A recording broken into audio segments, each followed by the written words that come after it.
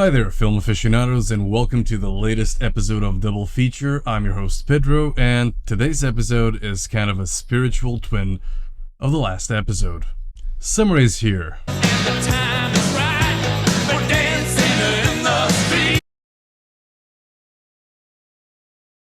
Summer is here, and in the past that used to signal the start of the summer blockbuster movie season.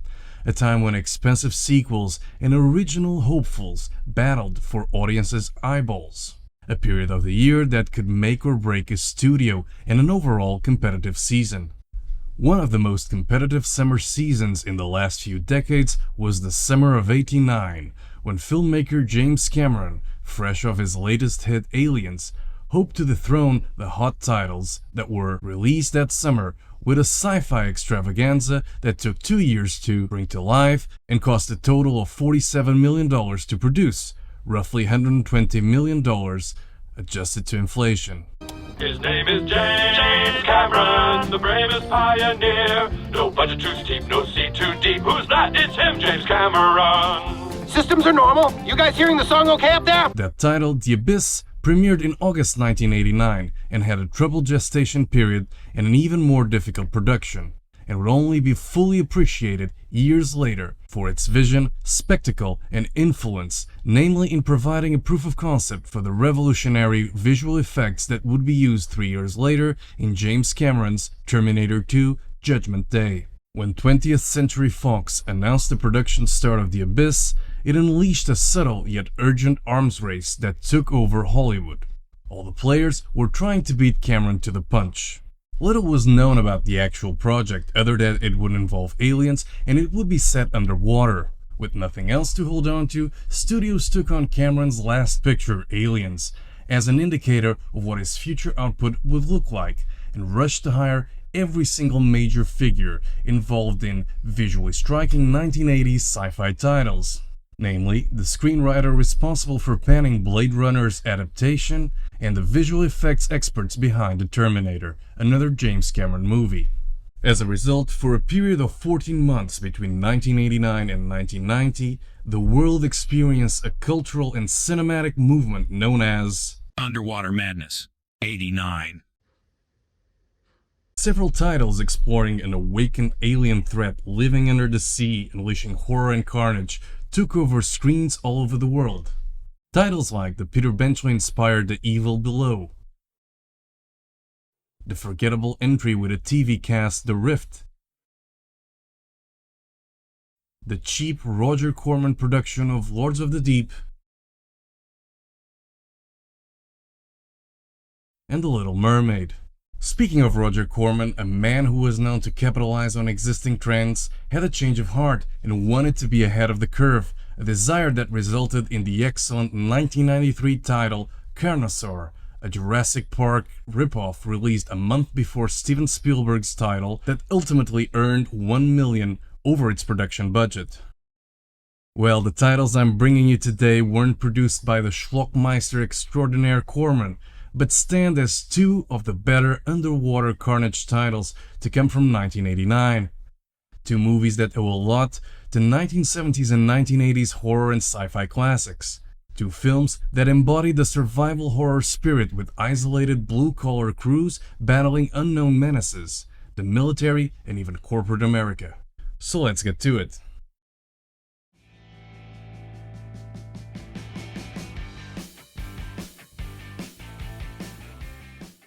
Here, there is only silence. And the crew of DeepStar Six. 6 months at the bottom of the ocean. It's more than I bargained for. They are explorers. Let's bring it aboard and get the hell out of here. What's the matter? You gonna let a few ugly fish scare you? They are invaders. Okay, boys and girls, don't try this at home. In a world which no human being has ever entered. The action of DeepStar Six is set in an underwater military installation located at the bottom of the ocean. The facility known as DeepStar Six is tasked with deploying a nuclear missile platform on the ocean floor. The team of scientists and engineers led by Captain Philip Laylaw and Dr. Van Gelder works diligently to complete their mission. As their team begins to establish the missile site, they accidentally disturb a cavern, unleashing a monstrous, prehistoric sea creature. The creature attacks the crew, causing chaos and destruction within the underwater base. With their communication systems damaged and their escape routes compromised, the crew must find a way to survive the relentless attacks. Tensions rise as the team members face the dual threats of the monstrous creature and the deteriorating structural integrity of the base. The crew's efforts to fight back against the creature result in a series of deadly confrontations. Personal conflicts and heroic sacrifices emerge as the crew struggles to find a way to destroy the creature and escape to the surface. Now, before we get to it, I have to say this title holds a special place in my heart. I remember as a child in the 90s finding DeepStar Six as an iconic and constant presence in the video store I went to. That menacing poster captured my attention long before I ever bumped into James Cameron's expiring blockbuster, which I rented much later. My pleas to rent the movie were always ignored by my parents, instilling in me a keen desire to watch it. Many years later, I finally did, and let's just say that not all that takes time to obtain is good. Director Sean S. Cunningham, like almost all the others involved in the Abyss copycats, figured the director was merely aiming to deliver a version of Alien underwater. As a result, the director channeled the principles and atmosphere of his most famous work, Friday the 13th, and tried to deliver an underwater slasher with the minimal visual presence of the antagonist. And that simply doesn't work. On top of this, you have a script that borders on a daytime soap opera level, with the right amount of fighting, bickering, and melodrama to back it up. It seems like everyone is yelling all the time. Cunningham and screenwriters Louis Abernathy and Jeff Miller mistake this kind of bickering for actual tension. That could very well work in an alternative universe, but not when you're relying on a cast that had, up to that point, mostly done TV work. You have Nancy Everhart, Greg Evigan, actor and Weird Al impersonator Tom Bray, and the Steve Guttenberg from Wish, Matt McCoy, all raging and ranting. The sole exception is the late great Miguel Ferrer, who despite his diminutive appearance, fills out the screen like a badass villain.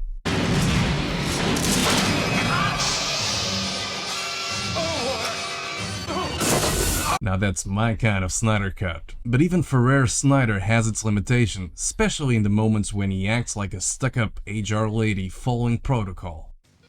Yeah, listen, this thing that attacked you, would you say it was a natural force or more like an aggression type of thing? Of course, all of this could have been forgiven had we gotten what the promotional material promised, a freaking horror movie. Instead, Cunningham recycles a 3 Mile Island premise to deliver a disaster-based story where there happens to be a creature, i.e. not an alien, who has possibly 30 seconds of total screen time. The only thing remotely close to horror is the clear homage to the original Friday the 13th, and no, I'm not talking about that sequence.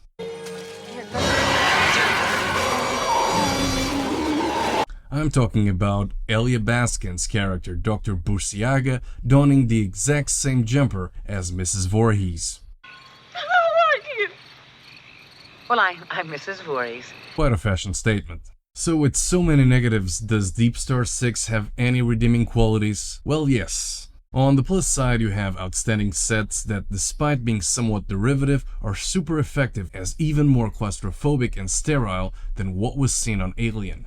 Director Sean Cunningham even does his best Ridley Scott impersonation by filling the movie with group shots, before retreating to familiar territory with plenty of POV shots reminiscent of the 1980 slasher he created. Harry Manfredini's score is, at least in my opinion, a highlight. Manfredini managed to bring something new to the scene, and the obvious influence of scoring all of Jason Voorhees movies throughout the decade is barely noticeable. The visual effects are very good, not on par with The Abyss, but good nonetheless. Lastly, there's the creature design by Chris Wallace and Mark Shostrom, a man with a solid and stellar track record in horror movies like Videodrome, Evil Dead 2, and A Nightmare on Elm Street Parts 2 and 3. The fact that the creature isn't seen more often is extremely frustrating because the design is simply fantastic. Instead, we get plenty of slow-burning sequences that definitely would have worked out better if they had a different score.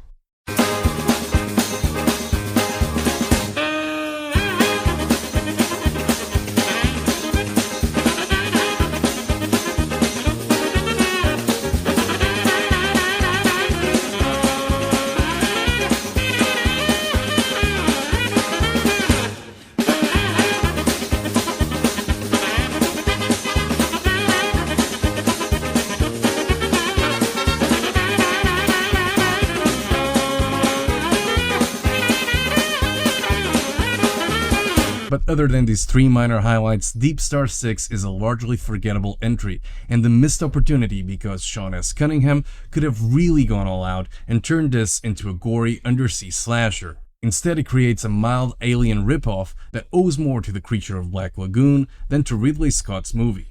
But as a title that's part science fiction, part horror, part disaster film, it could have been much worse, so if you're in the mood to switch off your brain, this could be an enjoyable watch.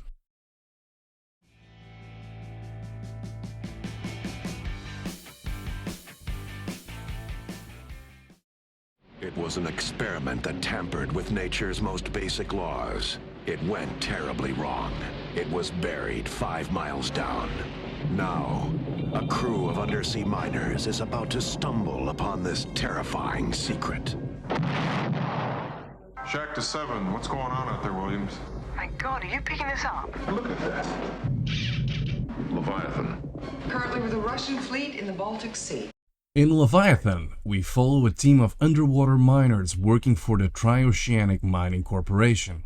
The crew, led by geologist Stephen Beck, played by Peter Weller, is on a 90-day mission to extract valuable minerals from the ocean floor. During their routine operations, the crew discovers a sunken Soviet ship named Leviathan. Curious, they bring some of the ship's contents back to their base. Among the recovered items is a safe containing vodka and a video log. The video log created by the ship's captain is accompanied by records detailing the deaths of several crew members. Doc, played by Richard Crenna, and Beck review the captain's video, which describes puzzling medical problems amongst his crew, along with evidence that the ship Leviathan was scuttled. One of the crew members, Sixpack, played by Daniel Stern, soon falls ill. He undergoes a gruesome transformation.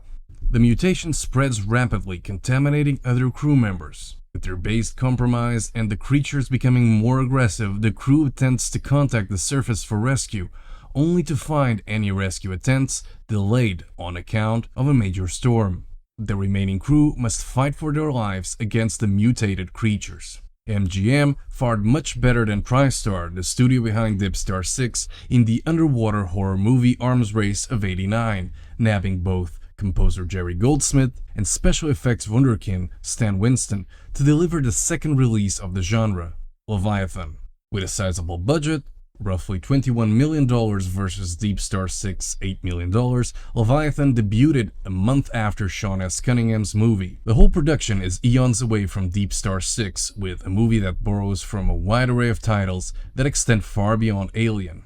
The Thing, 1980s David Cronenberg body horror, and 1970s conspiracy theory titles are all thrown into a blender to deliver the only title out of the 5 capable of giving The Abyss a run for its money, and the only title truly suitable of carrying the tag of underwater horror.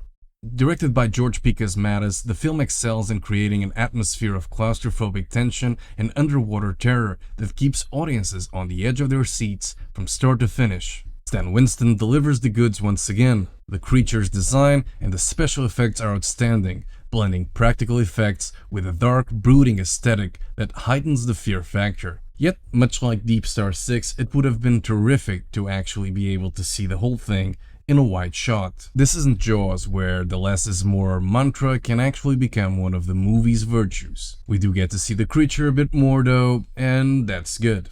Out of all the Abyss cash-ins, Leviathan features the best and most accomplished cast. Another RoboCop veteran, Peter Weller, is brought in as chief geologist and future LinkedIn motivational speaker. Cut it out, you guys. We've been stuck down in this hole for a hell of a long time, and we had a close call. We're not gonna let something like this break us apart. The dock is my responsibility. The dock is my responsibility. We also have Richard Crenna's Colonel Samuel Trotman, former Ghostbuster Ernie Hudson, the calmest half of the Wet Bandits duo Daniel Stern, and Old Blue Eyes herself, Meg Foster. The cast delivers solid performances, with the blue-collar angle perfectly explored and without any of them falling too hard into stereotypical roles. That said, some of the dialogue can come across as stilted or cliché, lacking the natural flow and wit that might be expected in a high-stakes situation.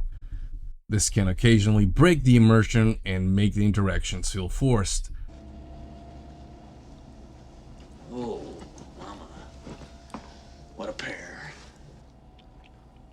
What'd you say? I said, what a pair. Our shack boss and his washed-up doctor buddy make quite a... What'd you think I said? Did you like my boobs?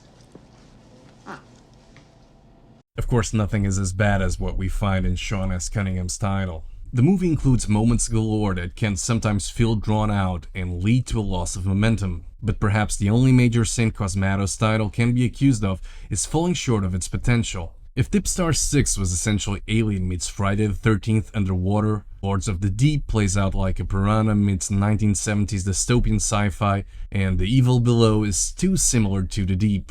Leviathan, on the other hand, is far more ambitious and closer to James Cameron's first underwater entry. The film touches on interesting themes such as corporate greed and the ethical implications of scientific experimentations. But these are not explored in depth. More attention to these themes could have added a layer of complexity and relevance to the narrative. It also includes the Cold War motif present in The Abyss, whilst not fully embracing the philosophical and ecological overtones of that movie. Human experimentation and how some entities may view people as disposable could have been used to make a less subtle cross-political commentary. But hey, at least we got a scene that would hurt a lot of modern-day audience members' feelings. When Peter Weller's Stephen Beck decides to invite Meg Foster's Ms. Martin to join the Tapao cover band as he Carol decks her. At the end of the day, Leviathan is a solid pick if you want to watch something in line with Cameron's title, but with a dash of horror added to it. Harmless and fun. Of course, 1989 missed out on the opportunity to deliver a Predator-like underwater sea movie with the most iconic RoboCop actor. Bitches leave. Oh, what could have been. But if you are looking for the real iconic duo, watch Leviathan and DeepStar Six as a double feature. Once again, I'm Peter from Vinyl and Celluloid. Thanks for watching. And if you enjoyed what I had to say about these two movies, pop by my Letterboxd page, where you can read my reviews on over 400 titles spanning across 7 decades. Until next time, keep the reels rolling.